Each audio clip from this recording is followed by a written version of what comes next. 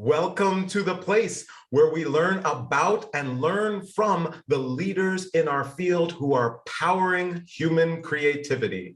I am Aaron Dworkin, and this is Arts Engines.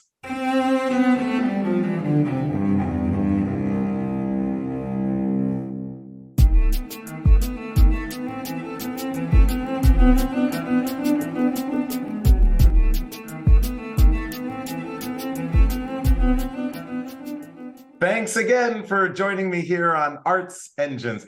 Today's guest is Dr. Nancy J. Uscher, who serves as the Dean of the College of Fine Arts of the University of Nevada, Las Vegas, and is currently serving as the President of ICFAD, which is our International Council of Fine Arts Deans. Nancy, welcome to the show. Aaron, it's such a privilege and pleasure to be here with you today. Thank you so much. So I am so excited to talk with you. Obviously, there's tremendously exciting things going on at the university, and I want to talk about all of those. And of course, we have a wonderful partnership with you being one of our creative partners. So I'm really excited about that, and also some of your thoughts about leadership and artists and all of that. But I thought I would just first start out by, if you could just give us kind of the quick overview of what's the breadth of what falls under the College of Fine Arts at UNLV? Aaron, it's one of my favorite subjects. I think we're really one of the largest colleges because so much does fall under this college, whereas other wonderful universities separate out disciplines sometimes into different colleges and schools. So we house all of the performing arts, which would be, music, theater, and dance. The visual arts, which is quite a lot of breadth, including graphic design and many different media and performance art and things like that. And then we have a very robust film department. We have architecture. The School of Architecture is under our college. And we have a really interesting program called Entertainment, Engineering, and Design, which is a true interdisciplinary program that covers fine arts and engineering. And so we're really integrated, and it's been fascinating to see how that develops. We also have the Marjorie Barrett Museum of Art, which happens at this time to be the only art museum in Las Vegas. And we have the Performing Arts Center. And our 10th entity is our Advisement Center. And since we want every single student to succeed, and we all do in our work, we're very grateful to our advisors in helping students navigate their academic work and careers. That's such an important component for sure in terms of the Advising Center, and also obviously that is an extraordinary breadth.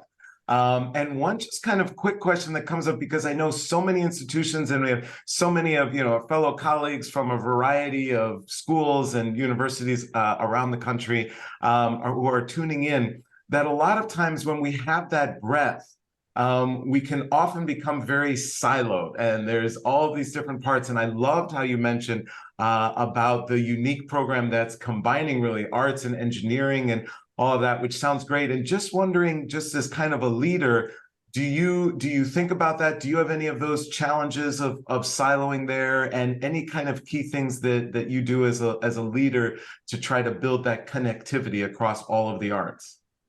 That is a fantastic question. We really push against siloism. I don't even think that's a word. We push against silos. We want so much to be integrated. And one example I'd like to share is a forthcoming project we have is the College of Fine Arts around the world, which is going to be May through October, a little bit longer than summer, but basically during the summer of 23. And this is going to encompass one project, which is we're going to the Edinburgh Fringe Festival. And for that project, we are having students from every single one of the 7 academic disciplines participate together and create a completely original piece called Is It Art? And we're calling it the College of Fine Arts Lab, the cooperative laboratory, CoLab, because it's symbolic to us of what we want to do more of, which is bring our students together across disciplines, learn about each other, help our peer students change the way they think, because perhaps being exposed to a new idea in architecture will help a musician see structure in music, or a visual artist can help a theater artist understand practice-led research, because there's certain terminology that may be more typical or comfortable in one discipline, and the conceptual thinking might not exist yet in another, or exist differently. And so we love the idea that students will really impact each other and influence each other and do something very, very special when in the, let's say, major discipline. But we really do appreciate the interdisciplinary thinking, and it's hard. It's really hard. Sometimes institutions are not really set up that way.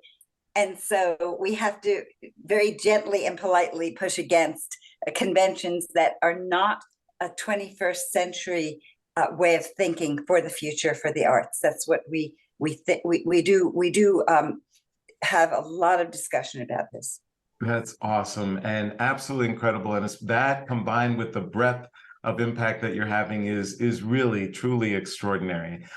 So I wanted to kind of pivot a little bit and kind of just this sense of leadership overall and artists. This is something that you think about a lot, have thought about, even published some articles, I think even in the Finnish journal, Music Education, about kind of this idea of leadership, scholarship, and just wondering if you could kind of share, first of all, just kind of how you view kind of leadership and its connection to artists, and are there any kind of core qualities or aspects of artists that you think give us either an advantage or certain skill sets relating to leadership? Erin, a word that comes to mind is possibility.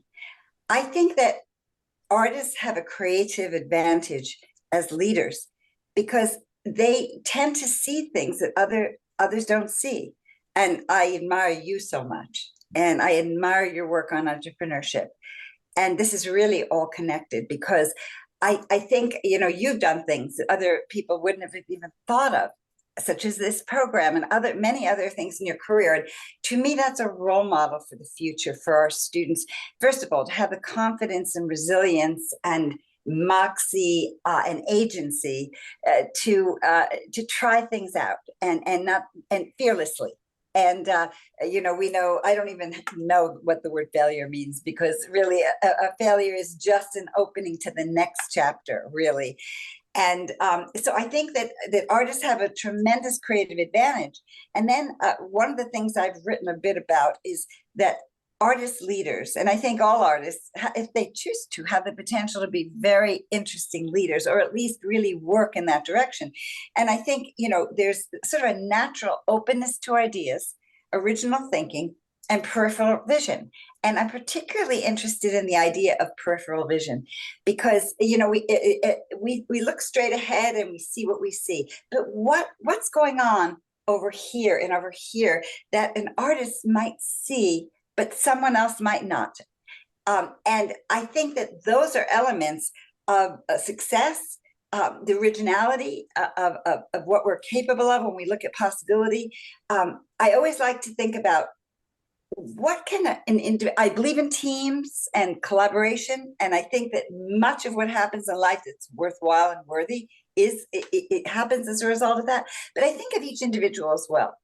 And I think, what could one individual, and again, I would point to you, what could one individual do that would really set the world on a different pathway? And I also think a connected concept is looking at the arts as a fundamental part of the health and well-being of society, which is also an important role of an artist leader to make extremely impactful and influential actions and statements about the fact that, just as we talked about our college not being siloed, the world cannot be siloed. We need it all. And we need the arts and humanities as a fundamental, healthy element of every single human being's life. And I think that is also that's the potential we have as leaders to really inculcate those ideas into society. May I tell you a couple of stories about the periphery? Love that. Yeah, no, that is absolutely fantastic. And we're running just a little bit short on time. But yes, no, if you could share one of those stories quick, that would be great. Well, write a little bit about this. At one point, I was provost at the California Institute of the Arts, and I wasn't there when the designer Jules Engel was there, but his students loved him. And I remember going to a celebration of life. I arrived in 2004, and he was no longer with us, but his students told a story about Jules because he was a really, really celebrated designer in Hollywood and with a lot of very, very big film companies and so forth. He would, after a whole day's work, he'd be very tired. He'd be walking up his stairs to like his second or third floor walk-up apartment in Hollywood or in Los Angeles. And he told this story that the walls were blank. They were white. But he said what he felt made him an artist is as he walked up the stairs, he would look at the walls and he would see all kinds of images about what he was going to work on as an animator the next day in his work. And he said that differentiated him. And I would say that's the periphery, because if he was walking straight ahead, he would only see the stairs. But he was looking in the sides and seeing the walls, and he was imagining so many things that he felt defined him, but other people wouldn't necessarily have done that. And so I think that that is the beauty of an artist, to see what others may not see, and then to use that to make the world a better place. It is truly amazing. I love that story. I love the way that illustrates that point so well.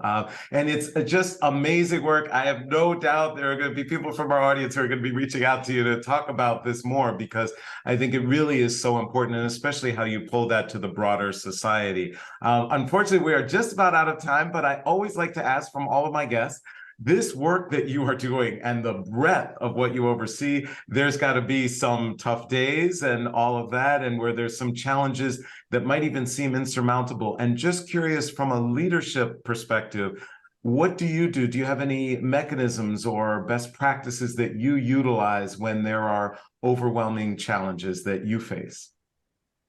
Aaron, I think time is the most valuable thing we have.